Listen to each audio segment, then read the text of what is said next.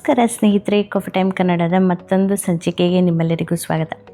ನಿಮ್ಮೆಲ್ಲರಿಗೂ ಗೊತ್ತಿರೋ ಹಾಗೆ ನಾವು ಹಿಂದಿನ ಎಪಿಸೋಡಿಂದ ಕ್ಯಾನಡಾ ವರ್ಸಸ್ ಅಮೆರಿಕಾ ಸೀರೀಸ್ನ ಸ್ಟಾರ್ಟ್ ಮಾಡಿದ್ವಿ. ಹಿಂದಿನ ಎಪಿಸೋಡಲ್ಲಿ ಕ್ಯಾನಡಾದ ಹ್ಯಾಲಿಫ್ಯಾಕ್ಸ್ ಸಿಟಿಯ ಒಂದು ಡೌನ್ ಟೌನ್ನ ನೀವು ನೋಡಿದ್ರಿ.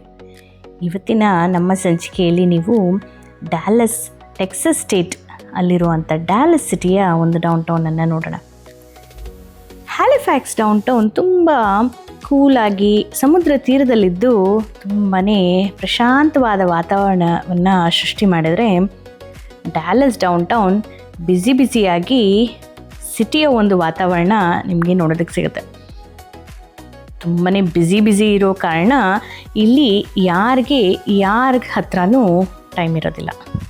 ಈ ವಿಡಿಯೋ ನಾನು ಜುಲೈ 4 ಅಂದರೆ ಅಮೇರಿಕನ್ ಇಂಡಿಪೆಂಡೆನ್ಸ್ ಡೇ ದಿವಸ ನಾನು ರಿಲೀಸ್ ಮಾಡಬೇಕು ಅಂತ ಅಂದ್ಕೊಂಡಿದ್ದೆ. ಕಾರಣಾಂತರಗಳಿಂದ ಆಗಿರಲಿಲ್ಲ. ಒಂದು ಪ್ಲ್ಯಾನ್ ಪ್ರಕಾರ ಇದನ್ನು ರಿಲೀಸ್ ಮಾಡೋಣ ಅಂತಲೇ ಇದ್ದಿದ್ದು. ನಂತರನೇ ಅದು ಅಮೇರಿಕಾ ವರ್ಸಸ್ ಕ್ಯಾನಡಾ ಸೀರೀಸ್ ಆಗಿ ಬದಲಾಯಿತು.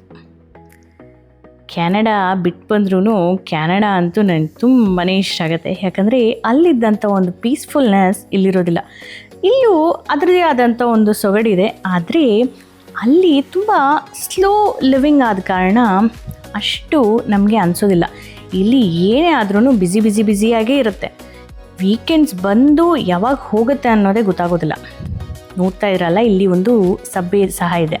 ನಮ್ಮ ಮೆಟ್ರೋ ಟ್ರೈನ್ ಇದೆಯಲ್ಲ, ಅದನ್ನು ಇಲ್ಲಿ ಡಾರ್ಟ್ ಅಂತ ಕರೀತಾರೆ. ಆ ಒಂದು ದೃಶ್ಯ ನಿಮಗೆ ಇವಾಗ ನೋಡ್ತಾ ಇದ್ದೀರ. ಒಂದು ಸಣ್ಣದಾದಂಥ ವಿಡಿಯೋ ಡೌನ್ ಟೌನ್ನ ಪರಿಚಯ ಮಾಡಬೇಕು ಅನ್ನೋ ಕಾರಣಕ್ಕೆ ಈ ವಿಡಿಯೋ ನಿಮ್ಮ ಮುಂದೆ ತೊಗೊಂಬಂದೆ.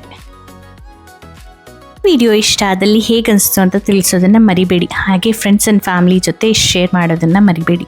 ಕಮೆಂಟ್ ಮಾಡಿದ್ರೆ ಮತ್ತು ವಿಡಿಯೋನ ಸೇವ್ ಮಾಡಿಕೊಂಡಾಗ ಸಾಕಷ್ಟು ರೀಚ್ ಸಿಗುತ್ತೆ. ನಾನು ಈ ವಿಡಿಯೋನ ನಿಮ್ಮ ಮುಂದೆ ತೊಗೊಂಬರೋದಕ್ಕೆ ಪಡುವಂಥ ಶ್ರಮಕ್ಕೆ ಒಂದು ಪ್ರತಿಫಲ ಸಿಕ್ಕಂಗಾಗತ್ತೆ. ಸಬ್ಸ್ಕ್ರೈಬ್ ಮಾಡ್ಕೊಂಡಿರೋ ಎಲ್ಲರಿಗೂ ತುಂಬಾ ಧನ್ಯವಾದಗಳು. ಇನ್ನೂ ಮಾಡ್ಕೊಂಡಿಲ್ಲ ಅಂದರೆ ಈಗಲೇ ಮಾಡ್ಕೊಳ್ಳಿ. ಚಾನಲ್ ಸಬ್ಸ್ಕ್ರಿಪ್ಷನ್ ಫ್ರೀ ಇದೆ. ಸರಿ, ಮತ್ತೆ ಮುಂದಿನ ಸಂಚಿಕೆಯಲ್ಲಿ ಮತ್ತೊಂದು ಇಂಟ್ರೆಸ್ಟಿಂಗ್ ವಿಡಿಯೋದೊಂದಿಗೆ ಮತ್ತೆ ಭೇಟಿ ಆಗ್ತೀನಿ. ಅಲ್ಲಿವರೆಗೂ ಗೊತ್ತಲ್ಲ, ಖುಷಿಯಾಗಿರಿ, ಖುಷಿನ ಹಂಚ್ತಾ ಇರಿ. ಬಾಯ್.